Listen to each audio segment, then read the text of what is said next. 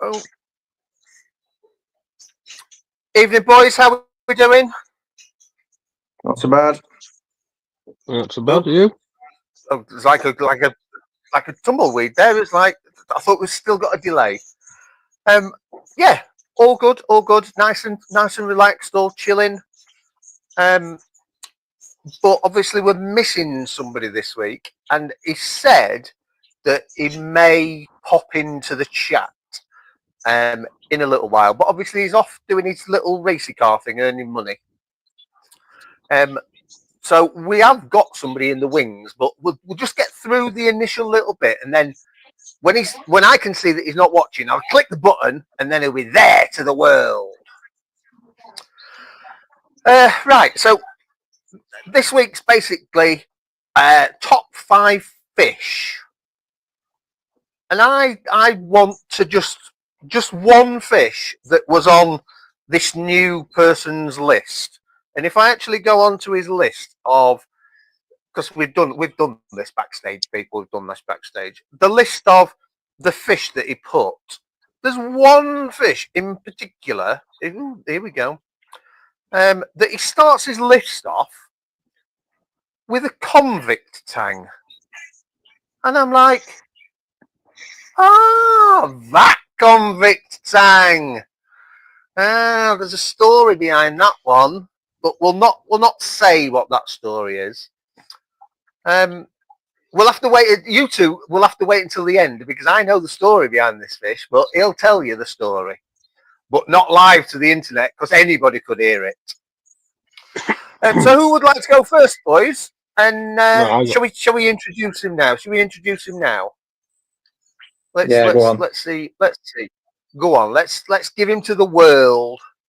Hello, all. Hello, caller number 4. What's your name and where'd you come from? My name is Ben, and come from Crawl, in Lincolnshire. Oh, another convict in Crowell, another convict. Hi, Ben. Nice to see you. I wasn't expecting you to be here today, but obviously you are, because you game. So we'll finish with you, Ben. And we'll start with Daryl. Seems as Daryl's the one that I interacted with first. What's your top 5 fish, Daryl? Come on. Who's supposed to revise this? No, I've got it down. Top 5 off the top of your head. What's the best? Look, he's got it written down. I know my top 5. Come on, Daryl.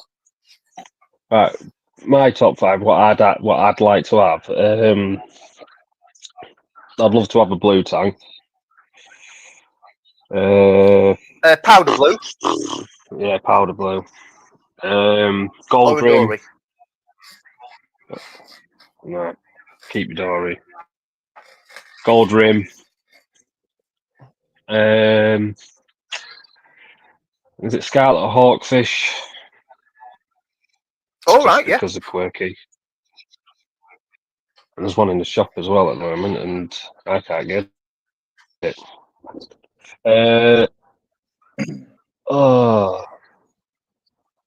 What's the bloody orange gobies? One that goes in and out the rock. What are they called? Diamonds? You mean the diamond spotted? Rock gobies. No. See, I haven't revised, so I haven't got a clue. But yeah, one of them. So, we don't have to revise for it. We're meant to be just winging it. But at least we've got a theme this week that we're entertaining the world. I'm enjoying myself doing what we're doing. You don't have to revise, Daryl. It's not like anybody's watching. There's literally nobody watching. So, but all the fish that you just said, have you actually got any of them? No. Oh, yeah, but you wouldn't have an Emperor Angel. Emperor Angels are not reef safe, are they?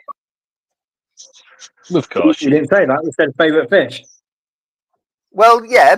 All right, fair enough. Ooh, been put in my place already. I'd love to give it a go. Angels now, but like in a SPS dominated tank. I'd love to give that a go.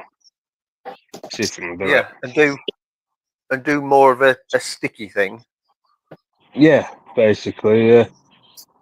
Because I do like my angels. I think they're beautiful fish. Beautiful. A lot of colours in them. And every time you think of a reef, do you think of them kind of fish? You don't really think of a bloody orange spot goby or anything, do you?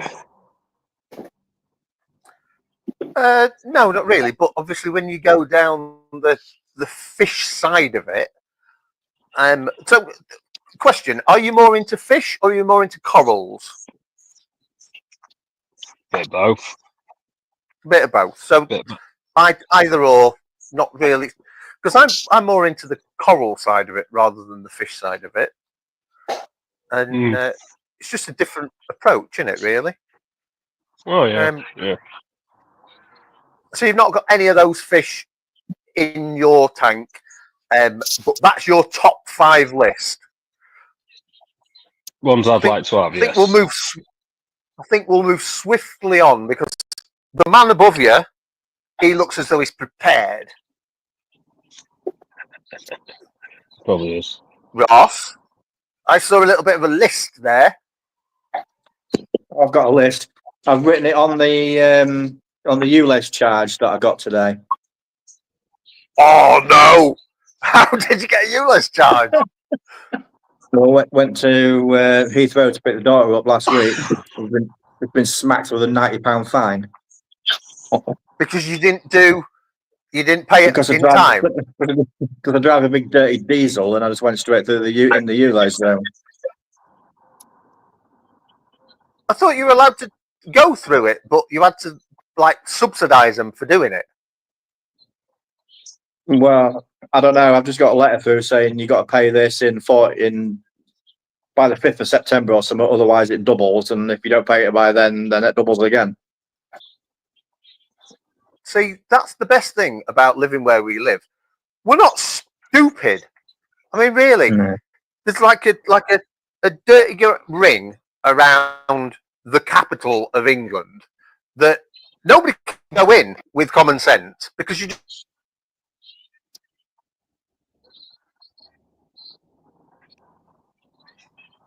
I'd gone off then.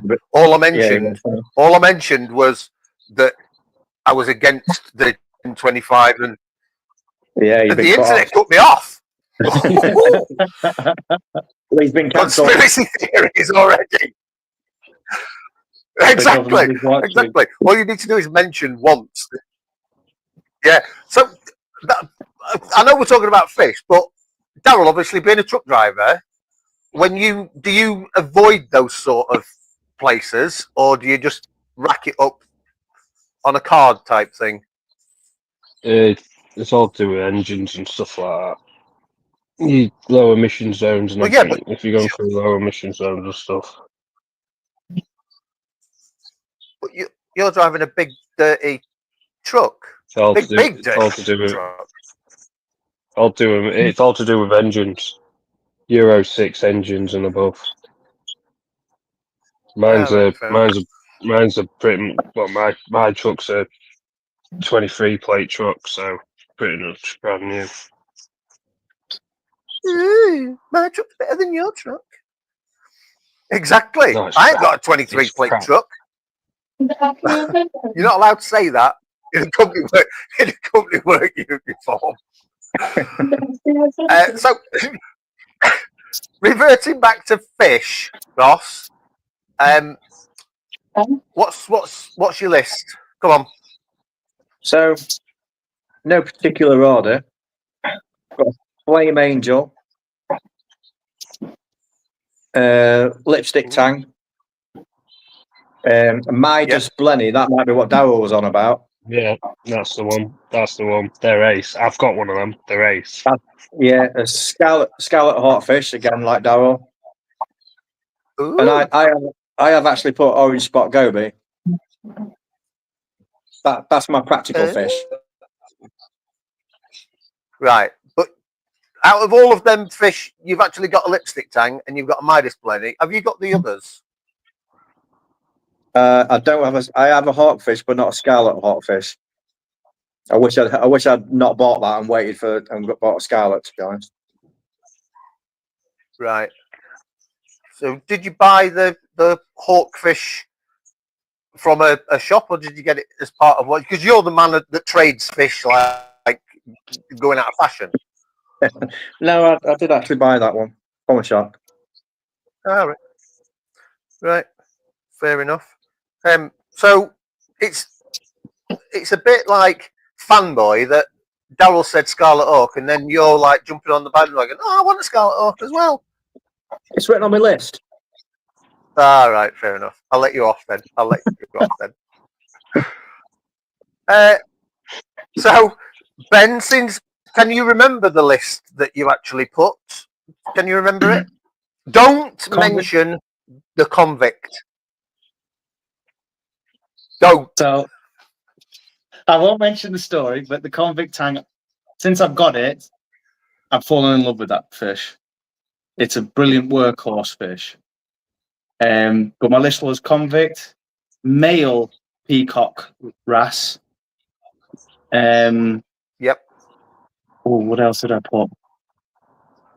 Oh, now I'm trying to remember my list that I sent. See, folks, this is what you get with trying to do actual content. That you give them like a thought process of let's do an hour's worth of this particular thing, and yeah. I mean, as per usual. For me personally, I like workhorse fish. That fish that have a reason to be in there. So convict for algae removal. I've got an algae blenny, again the same. The peacock wrasse is more for looks, the male one, because I love the colours. I like the purple. I do like the purple tang. I had a purple tang, unfortunately, that passed away.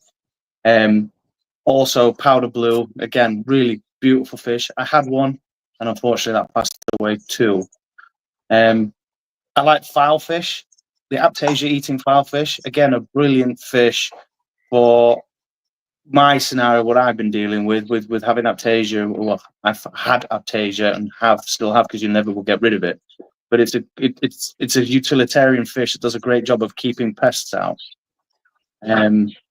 So I think there was that's my 5 there. What else? What else did I put on the list that I sent you? Well, the internet keeps kicking in and out at the minute, so I've no idea whether this is actually any good. I can't actually find your list. That's how prepared we are. But see, on the group chat that we've all got in the background, obviously, Ben was not meant to be here. Ben's brand new part on Half Cooked Corals is in 2 weeks' time. But he can't go. We just can't get rid of him now. It's like just invite him to a group chat, and it's like he's there 24/7. It's as bad as you lot. I'm a substitute now. Well, yeah, you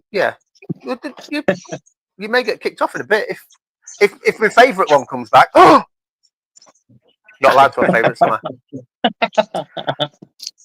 Oh, there you go. Oh, right. So I actually came up with this to start with. So my top 5 fish. So number 1. So technically it's actually 2 fish because it would be a pair of mandarins.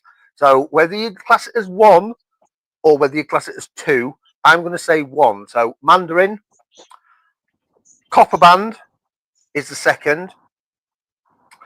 Powder blue is the 3rd, and then the 5th is a 6-line wrasse, and then I'm not right bothered about number 4, because if I was to pick the 5 fish, because I'm not really that bothered about fish as such, the 4th fish could really be anything. So as long as I've got my mandarins, my copper band, powder blue tang, and a 6-line wrasse, I'd be happy with anything else that's in there.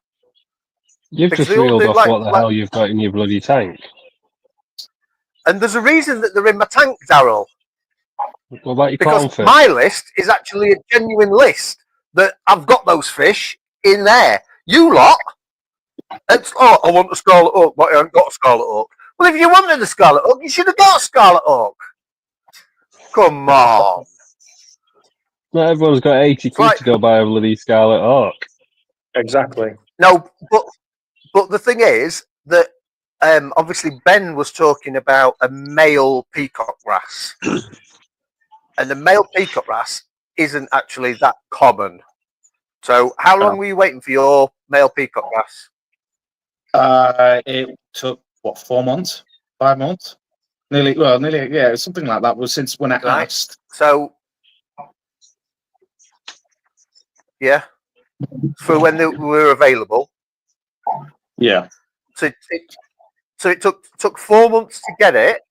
It took 4 months to get it. How long did it take you to kill it, Ben? it took me about 2 months, as it jumped out and managed to find the smallest of gaps in my on my lid and jumped out. So yeah, that wasn't a happy moment for me, to be fair. I waited very long, and spent decent money, and then lost the fish. I mean, I was quite. Let's just say, angry was probably an understatement. Yeah, and then you've decided to come on my channel, and I've just called you out and made fun of it. So, Well, see, this is what you get. I have to laugh about it. I mean, it's reefing, isn't it? You buy a livestock that you like, and the risks that come with it, you just need to, when they do unfortunately pass away for whatever reason, you just have to laugh at it. You can't. I mean, you can be upset obviously when it happens, but now I have to laugh about it, and I will probably now wait again till another one comes available, get it, and just make sure now that there's literally no way of the fish ever from getting out. I've learned a lesson that type of fish is very skittish and likes to jump out of the water. So, lesson learned, move on. Yeah.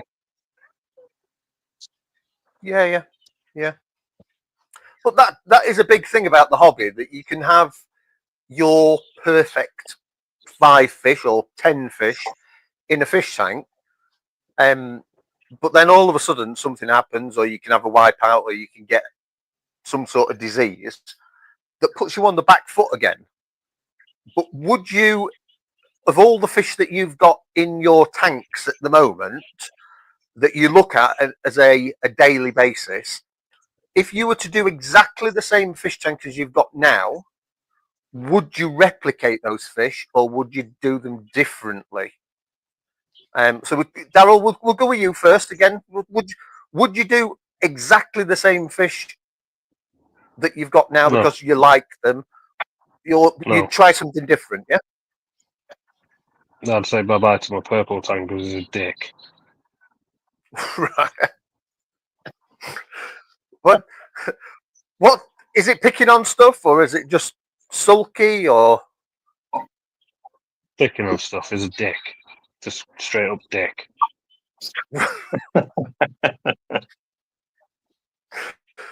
So apart from that, all the rest is all the rest are pretty good. Like I say, I got the copper band, managed to keep him alive. Little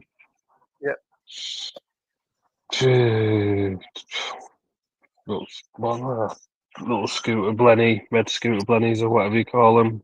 Yeah, that's cool. That's a nice little fish. Yeah. All the rest are peaceful. It's just that purple tank is a dick. So, have you got any other tanks in your tank? Yeah, I've got scope whitetail scopus tag. Is it scopus? The mimic white, right, white mimic, whitetail mimic or gold. No, yeah, I've got the that. rounder bodied one. No, it's a mimic. It's one of the mimic ones with a white tail and orange fin. And that's it. That's what I've got in there. Yeah. That copper band. Yeah, I've got one of them. Purple tank. What, copper band? Yeah. No, the mimic with the, so when you see them in the shop, that mimic tank that you're on about, the black and white, you don't see the line across the top and the bottom and round its eyes, like an orange band all the way around. Isn't it? It's really nice. No, I've got the one I've got is good. It's got an orange top fin as well. Right. Showed you on the tank or whatever. I'm no good with names. Took me bloody weeks to memorize all the people on here. So the fish is a fish to me. You know, it's there to do a job. I'm not. Yeah. If it looks pretty, I'll have it. If you know, I'm not bothered about what it's called. If it costs 10 quid or 200 quid, as long as I like it and I think it's pretty, I'll quite happily take it. Yeah. And the balls up and got a purple tank because I'm an idiot. Well, yeah, but the purple tang is quite popular in the hobby, though, aren't they? So. Yeah, but I prefer the gold rim. To the purple. To be fair, I think they're a lot more prettier fish. Yeah. And you get a lot more value for money for your gold rim rather than a purple, because the price of purple tangs at the minute is quite expensive. Oh, really? Do you want to buy it? Ben might. You never know. But if we're talking about fish, if we're talking about trading fish, Ross is the fish trader. Oh, he's had more fish that have been in his tank and then he's moved them on. Haven't you, Ross? I've moved a few around. I found some homes for a few. I've done the same. So, Ross, would you do exactly the same fish that you've got in your tank again, or would you get rid of some? I mean, yeah, I'd get rid of some. I've got a couple of pajama cardinals that are sort of pointless. They're not particularly pretty. They're just there, so I could do without them.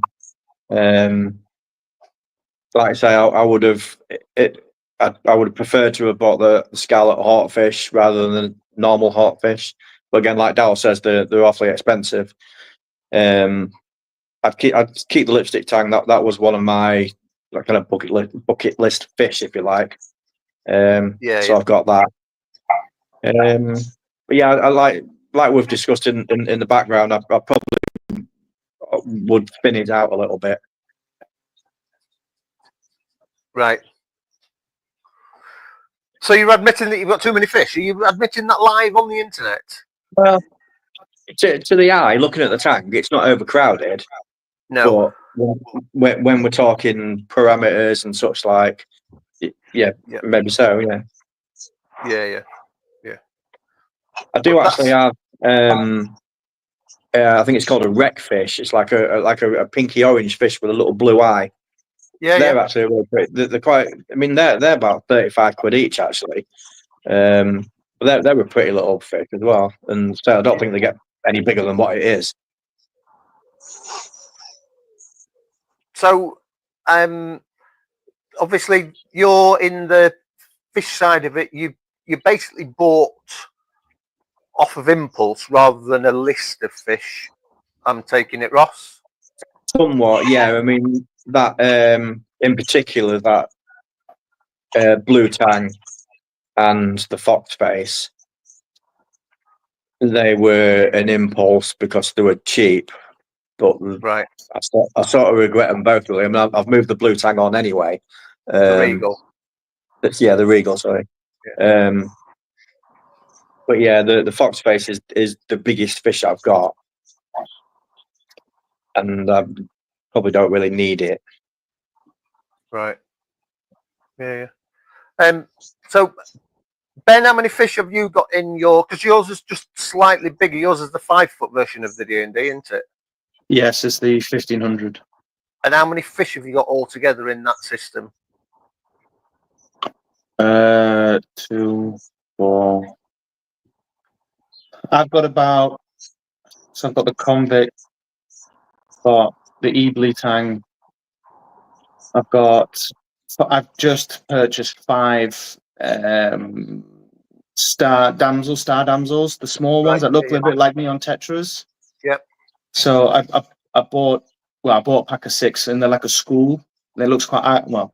So that, and then I've got the 2 peacock brasses, the females, and then I've got a Midas blenny, small Midas blenny in there, and that's about it. So about 9 or 10 fish, and the file fish. So yeah, 10 fish. 10 fish in a 5 foot. Yeah. How many have you got in yours, Ross? I can reel the list off because we've got the list here somewhere. Oh, I'm sorry, and I have a fox face. I forgot about him. So 11. A little. I've probably got about twice as many as that. In a 4 foot. But no, it's got not too many fish. Not too many fish. But like obviously, like you asked Darryl, when you asked Darryl, what are you? Is he a fishman or a coral man? I wouldn't say I'm necessarily either or, but what I like to see in my tank is movement. So you know what I mean. I like to see, I like to see torch corals and things like that, things that are moving around. So at the stage where I am, where I'm not doing too great with corals, then the only thing moving about is the fish themselves. So if I ain't got them, then I haven't really got a lot, have I? So you've got the backup, the fish are the backup. Yeah. You see, I started like maybe most people probably with a tropical tank, freshwater tropical tank. So then you can pretty much sling anything in them, can't you? And you know, ram it full of fish. And so that I sort of followed on from that, if you like, and sort of treated the marine in the same way. But obviously, when you're talking corals and things like that, you can't really do that. So obviously, at the minute, we're not 100% saying that you've got too many fish, but would you say that because of the amount of fish that's in there, it's made your life harder with your parameters and all of the different bits, or not necessarily? The amount of fish isn't necessarily the problem. Maybe the amount of bigger fish that I've got. I mean, if you had 10 chromis, it probably wouldn't cause as much trouble as my 3 tangs I've got on the fox face. Yeah, Dicks, chromis, dicks.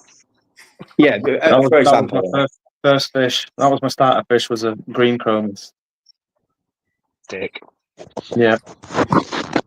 Someone recommended them to me in this group. right. That's Ben gone. That's Ben gone. Right. Let's get rid of him. Let's get rid of him. Oh, dearie me, dearie me. So yeah, so obviously the fish side of the hobby is a journey all on its own. That you can buy fish on impulse, or you can have a list at the beginning. So or you buy fish that suit a purpose in your tank. Yeah. So I like all of, like Darryl was saying, like Ben was saying, sorry, that every fish has actually got a purpose. That some fish are cleaners, some fish are scavengers, some fish are just basically there just to look pretty.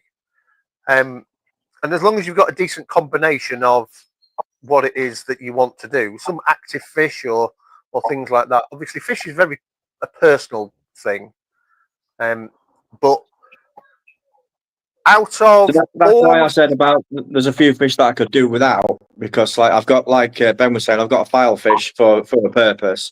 I've got the orange spot goby for a purpose to move my standard net around.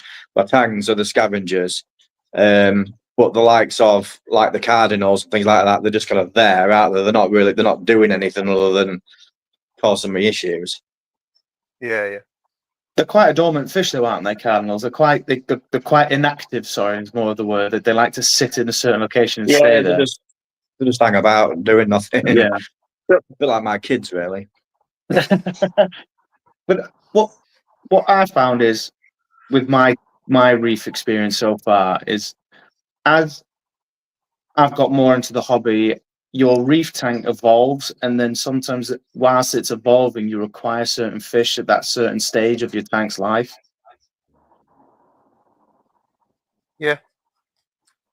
So How long have you had that 5 foot set up now, Ben? coming up to a year. Right, fair enough. Coming up to a year now, but I used some of my old reef tank water, but that was also a year old. So, as you're well aware of, I've had some issues with my system, self-brought, and that's why I've needed certain fish at certain stages to combat the issues that I've had. Yeah. So yeah. So sometimes having a list maybe it's ideal to have the perfect tank list of what you want, but that's having a fish tank that's ideally incredibly stable, that you wouldn't get any massive swings or, maybe outbreaks of algae or all the things that can happen. It's then having a list of those fish, with a stable tank is great. That's not how sometimes the hobby goes, unfortunately. No, definitely not. So yeah. So, Daryl, would you like me to play your jingle? I've not actually made a jingle, but I think we need a jingle. Like a now.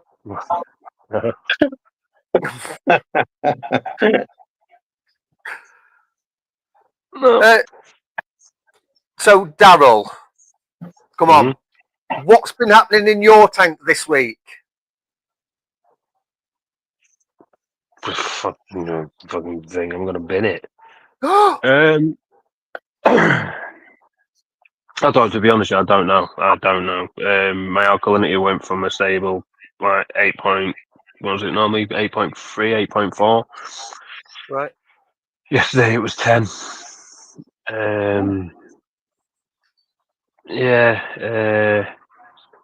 What else did I do? Oh, my skimmer's been playing up for some reason. It's just randomly started over skimming. Dickhead forgot to put the heater back on for a week.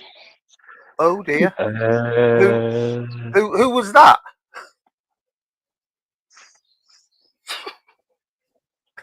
Yeah. Oh dear. It can't make that much of a difference though, surely, because it's been warm at the minute. Well, I normally sit around about 26, 26.5 or something like that. And anyway, I was down London just having a look, going with my iPad, have a look like, and I was 23.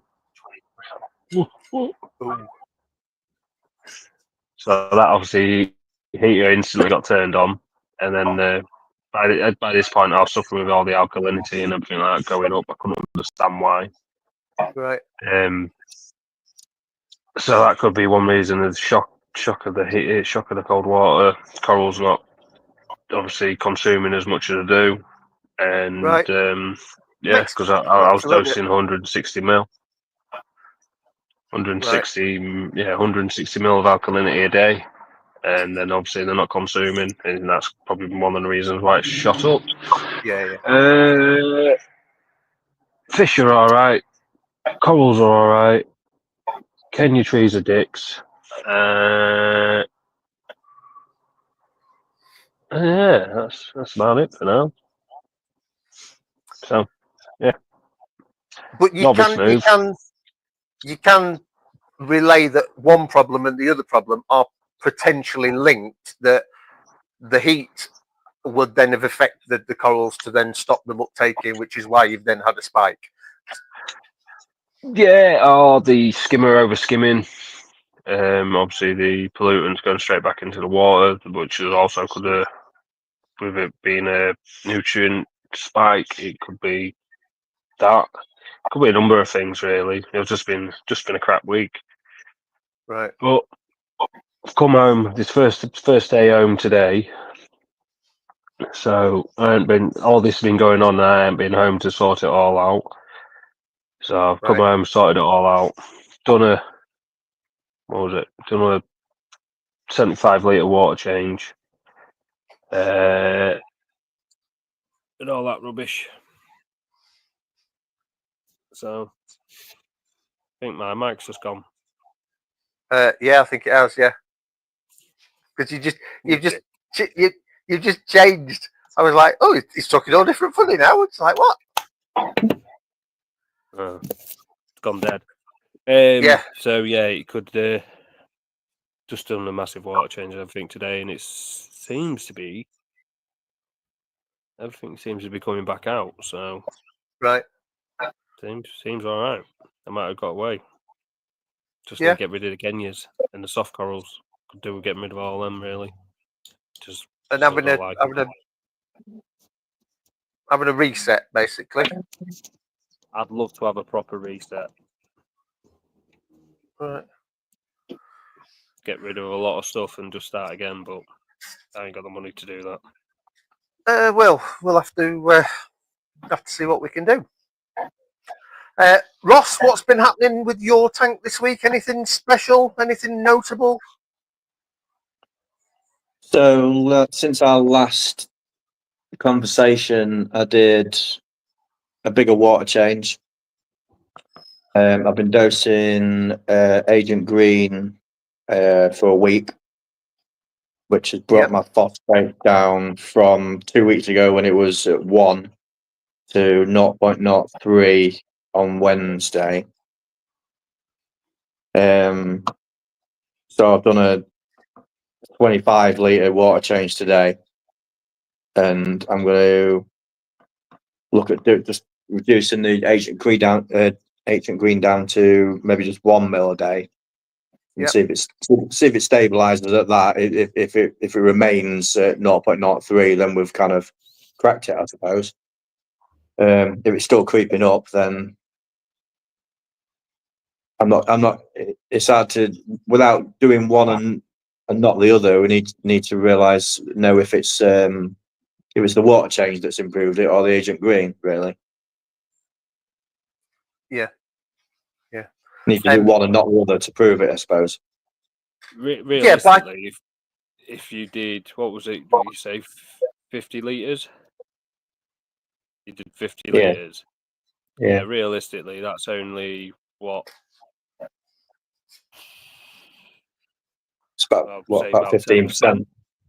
15%. So realistically, if you was at 0.2, you was 0.1. Sorry, 1, wasn't you? So it was at 1 2 weeks ago, yeah. So realistically, 15% of that, it wouldn't have brought you down to 0.03. No. So it was more likely to have been the Agent Green what dragged it down than anything else. Does using the Agent Green on a regular basis, does that cause any additional issues? No. There's more people now that are using lanthanum to basically keep on top of their phosphate on a regular basis. So it's quite a new way of doing it, because obviously everybody was doing like your GFOs or your aluminium based stuff. But lanthanum, because of the impact of how quickly it works, and you can dial it in and dial it out rather than just putting a big lump or something in there, like powder wise or whatever. There's loads of people that are doing it. I mean, it was something that it was, I'm going to say 5 years ago, something like that. That I went into a shop and there was a bottle underneath the cabinet that I'd never seen before, and I looked at it and I was like, "What's that doing?" And then he explained what it was doing, and that was on a dosing system and everything like that. And I was like, "Oh, I'll give that a try."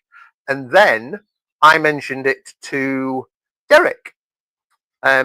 So it was me. It was me that mentioned it to Derek. You know, Derek that gave birth to all these corals and all these fish in the sea. It was me that told him about Agent Green.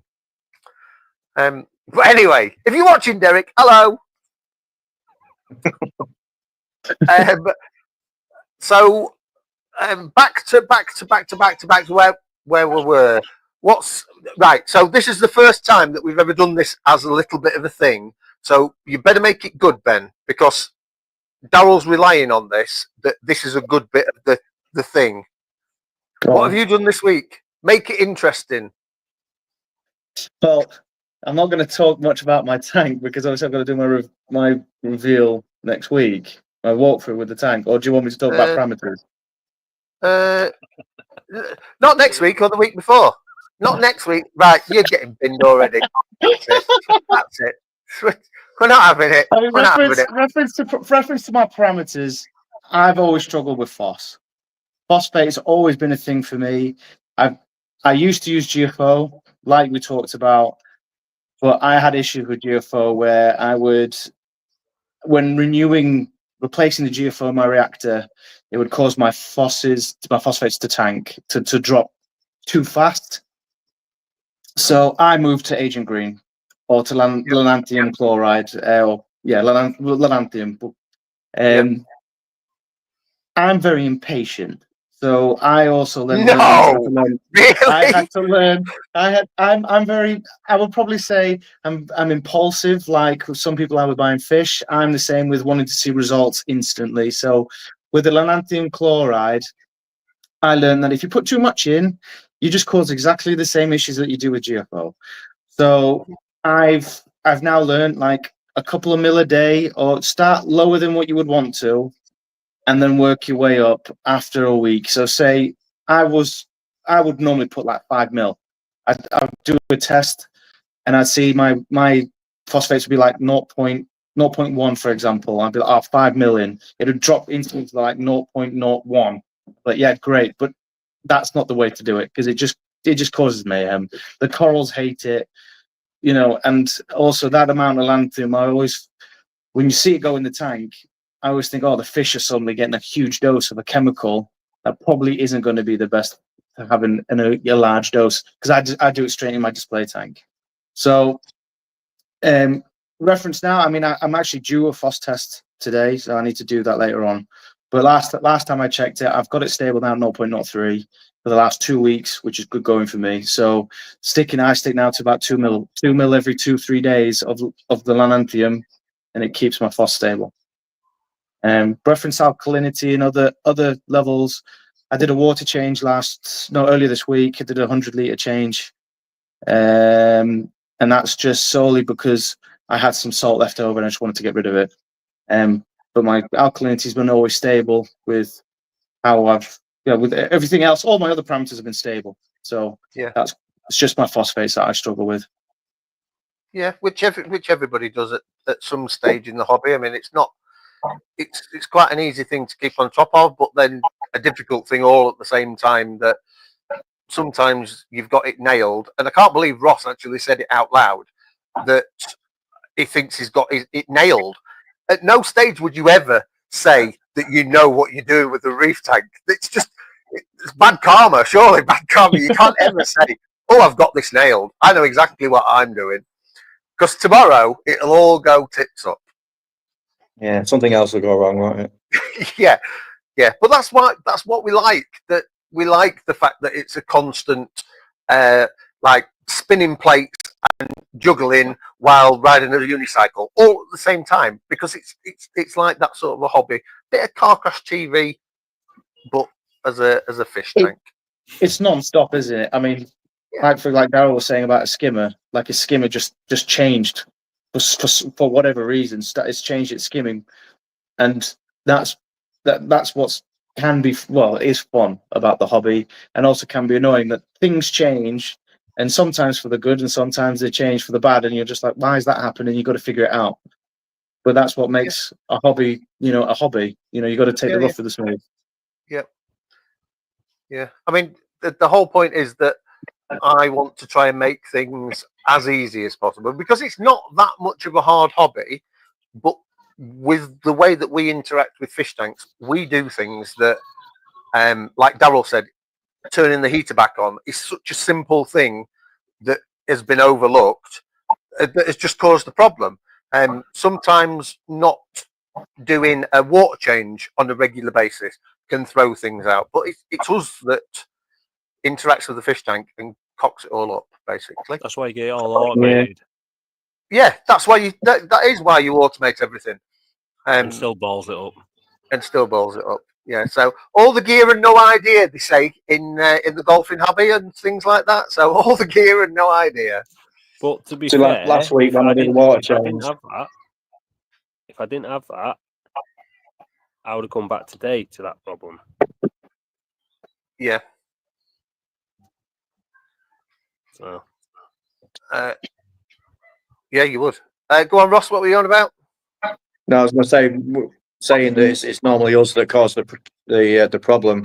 When I did my big water change last week, I always unplug my auto top up while I'm doing it because obviously the sump fills up and all that lot. So I always unplug it, and when I put everything back right again, I forgot to plug it back in again, and I didn't notice the next day.